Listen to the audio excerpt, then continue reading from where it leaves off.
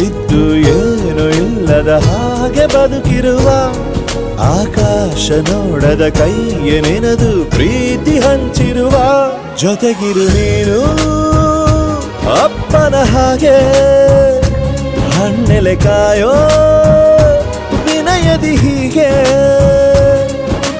ನಿನ್ನನು ಪಡೆದ ನಾವು ಪುನೀತ ಬಾಳು ನಗು ನಗುತ್ತಾ ಬೊಂಬೆ ಹೇಳುತ್ತೈತೆ ಮತ್ತೆ ಹೇಳುತ್ತೈತೆ ನೀನೇ ರಾಜಕುಮಾರ.